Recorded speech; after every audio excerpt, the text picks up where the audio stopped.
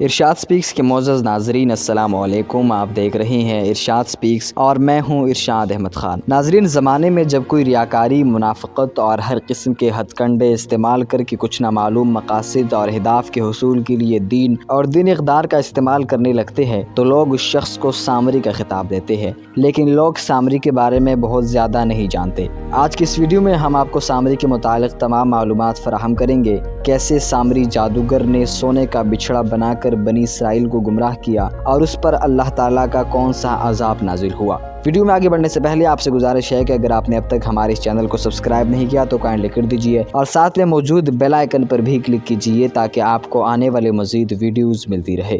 فرعون کی ہلاکت کے بعد بنی اسرائیل اس کے پنجے سے آزاد ہو کر ایمان لائے اور حضرت موسیٰ علیہ السلام کو خدا کا یہ حکم ہوا کہ وہ 40 راتوں کا کوہ طور پر اعتکاف کرے، اس کے بعد انہیں کتاب تورات دی جائے گی۔ چنانچہ حضرت موسیٰ علیہ السلام کوہ طور پر چلے گئے اور بنی اسرائیل کو اپنے بھائی حضرت ہارون علیہ السلام کے سپرد کر دیا۔ آپ 40 دن تک دن بھر روزہ دار رہ کر ساری رات عبادت میں مشغول رہتے اور ادھر سامری کو بنی اسرائیل کو گمراہ کرنے کا موقع مل گیا۔ سامری بنی اسرائیل میں ایک شخص تھا جو طبی طور پر نہایت گمراہ کن تھا۔ اس کی ماں نے برادری میں رسوائی کے ڈر سے اسے پیدا ہوتے ہی پہاڑ کے ایک غار میں چھوڑ دیا تھا اور حضرت جبرائیل علیہ السلام نے اللہ کے حکم سے اس کو اپنی انگلی سے دودھ پلا پلا کر پالا تھا، اس لیے یہ حضرت جبرائیل علیہ السلام کو جانتا تھا۔ اس کا پورا نام موسیٰ سامری ہے اور حضرت موسیٰ علیہ السلام کا نام بھی موسیٰ ہے۔ موسیٰ سامری کو حضرت جبرائیل علیہ السلام نے پالا تھا اور حضرت موسیٰ علیہ السلام کی پرورش فرعون کے گھر میں ہوئی تھی،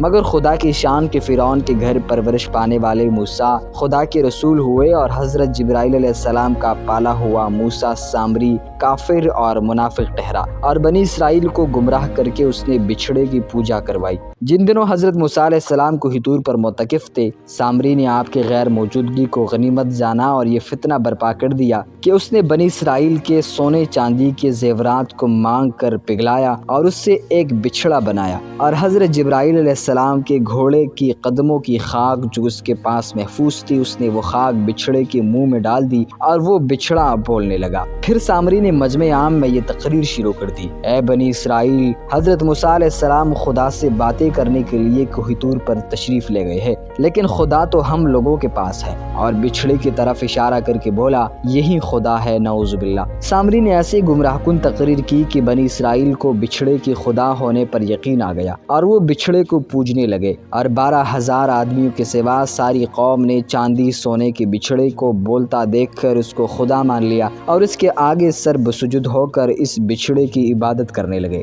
جب 40 دنوں کے بعد حضرت موسیٰ علیہ السلام اللہ تعالیٰ سے ہم کلام ہو کر اور تورات شریف ساتھ لے کر بستی میں تشریف لائے تو قوم کو بچھڑا پوجتے ہوئے دیکھا تو آپ پر بے حد عذاب و جلال طاری ہو گیا۔ آپ نے جوش اور عذاب میں اپنے بھائی حضرت ہارون علیہ السلام کے داڑھی اور سر کے بال پکڑے اور اس کو گھسیٹنا اور مارنا شروع کر دیا اور فرمانے لگے کہ کیوں تم نے ان لوگوں کو اس کام سے نہیں روکا۔ حضرت ہارون علیہ السلام معذرت کرنے لگے جیسا کہ قرآن مجید میں ہے،